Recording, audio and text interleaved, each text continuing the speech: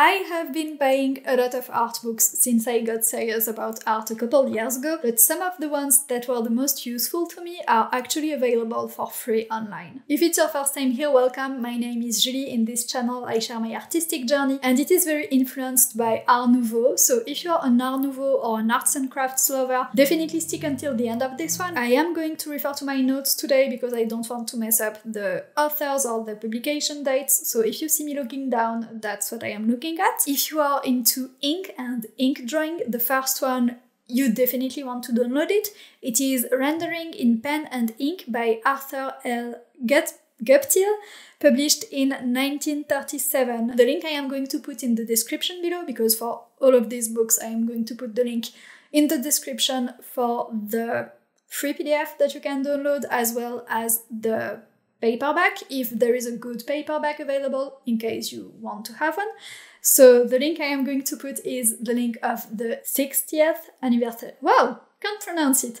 The 60th anniversary edition. One thing that bothers me with education and educational books and content is when we have an excellent resource that is made, that becomes a classic, but we keep making new ones just for the sake of making new ones and not actually improving on what was already available. And it is one of these instances. This book has been a classic for decades now, for a reason, because it is a very extensive, exhaustive book about ink drawing that just gives you everything that you want in order to be able to draw with pen and ink. For me, it wasn't my first introduction to ink drawing. I had been taking a class at New Masters Academy called Introduction to Ink Drawing with Miles Yoshida, which was an amazing class that I loved.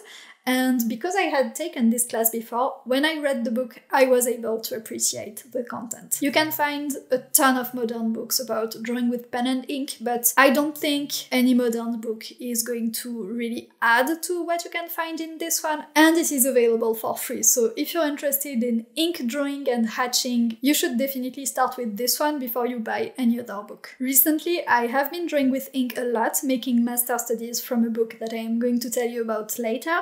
And I have been recording the entire process, showing you my setup, the tools that I use, and what I like to keep in mind when I am drawing with ink. So if it is something that you would like to see, you should join my newsletter right now, because I am going to have an announcement very, very soon. My next books are 3 books that are from an artist called Frank Steeley, who unfortunately I wasn't able to find a lot of information about, which is a shame because his books are amazing. So I have 3 books, which are the 3 that you can download on the Internet Archive. The first one is Nature, Drawing and Design, which is a book that was published in 1903, and that's actually the book that I made the master studies from. Nature, Drawing and Design is a manual for decorative art students who want to use plants as their subject matters for their art. It features 12 plates of plants drawn in a naturalistic manner using only line, and 12 plates of the same plants, but this time featuring ornaments from the plants. It is meant as a source of inspiration, so you can just use designs from this book, but also as a guide to show students how you take naturalistic forms and you transform them in a way that make them ornamental. The second one is Lettering for Schools and Colleges for the Office and Workshop. It is a very long title, and this one came out in 1902. And this is just a collection of alphabets. I refer to this one very often for inspiration because I love lettering and I love the letter forms and incorporating some lettering inside my artwork. I think today most people would use a program and just browse the fonts that they have on the computer or look for other fonts online.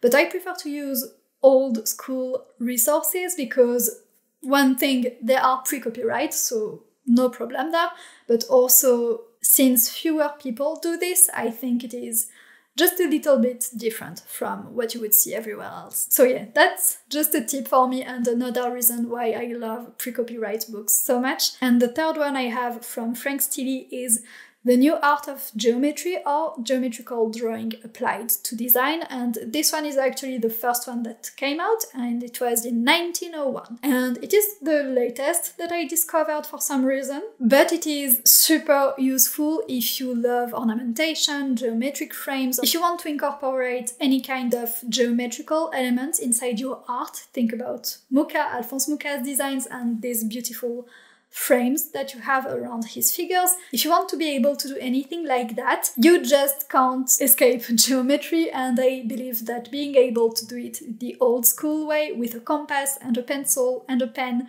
is going to give you a lot more power over your compositions, and it is going to make you a lot more creative than if you're just using frame templates online. That would be very sad. And I know this because before I started learning about geometry, that's what I was limited to. That's a shame. Don't do that. You can download this book. And I don't remember how many plates it has, but basically you have plates of geometrical figures and ornamental geometrical figures. Some of them are very elaborate. The first ones are the easiest ones. These are very simple geometric operations that you can do.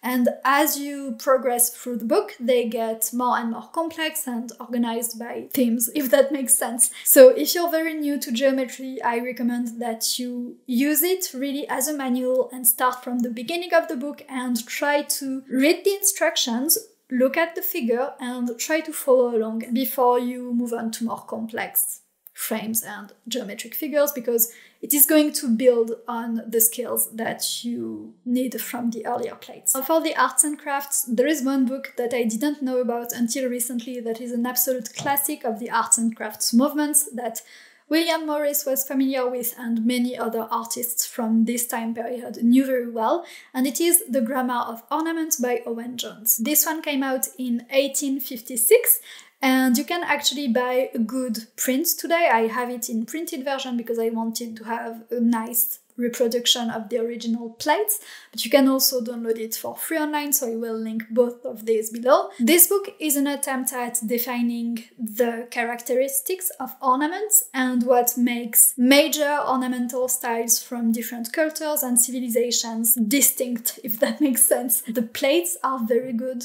They're great. It can be just a great source of inspiration if you love ornaments or if you want to include some ornamental designs inside your artwork, even if it is not your first subject matter. But it also includes a lot of theory and thoughts from the author, all of which haven't aged very well. But definitely you want to read the introduction and the rules that he shares.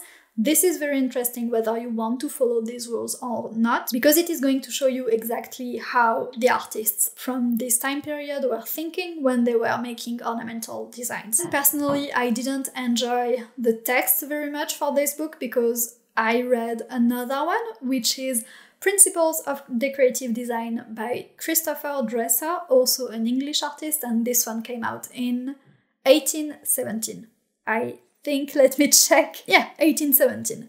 So the Grammar of Ornament use the plates, use the rules, and Principles of Decorative Design I think is more interesting to read. I prefer the way it is written, and for me it was a favorite. I started reading it not expecting much, and the views of the author are so close to views that I've had for a very long time that it was very inspiring to read.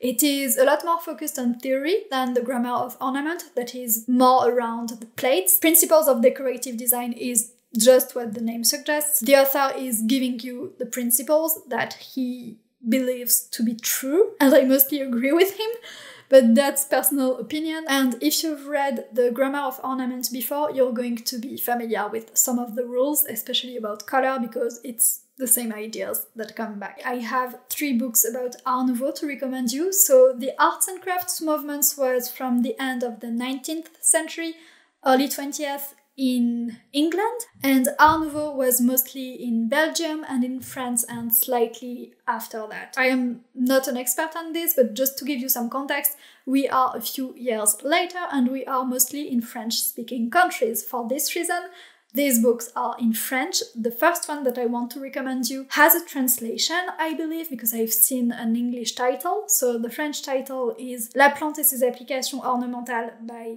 It is by Eugène Grasset, and the English title, let me check, is Plants and Their Application to Ornament. And this one came out in 1896. It is mostly focused around plates. There is not a lot of theory inside this one, and I don't remember the number of plates, but there are a lot of them.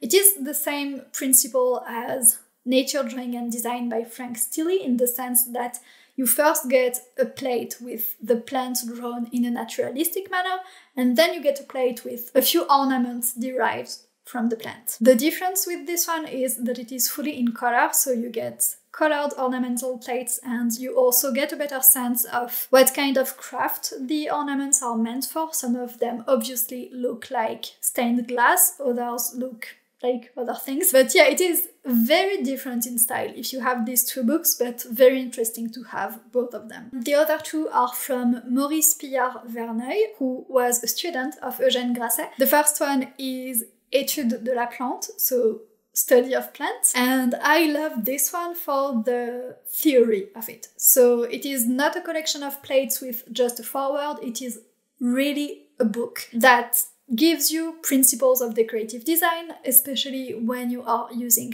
plants, and it is all in French. I am sorry, but I have to recommend it because it is really so good. And if you have any way to translate it and you like this style, I really, really recommend it. He starts by giving some information about botanical drawing and the importance of understanding your subject when you're using plants for ornamentation.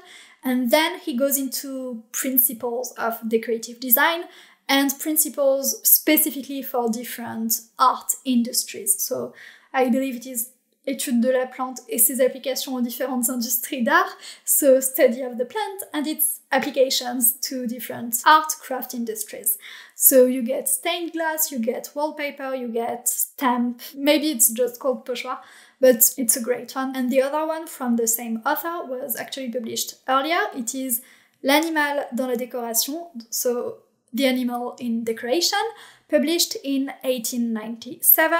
This one has a foreword by Eugène Grasset, and that's all of the text that you get in the book.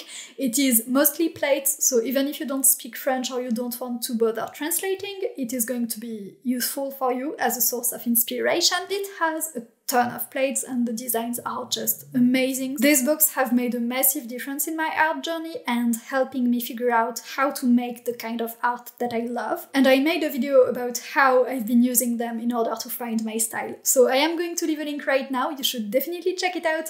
Thank you for watching this one, stay creative, and I will see you there.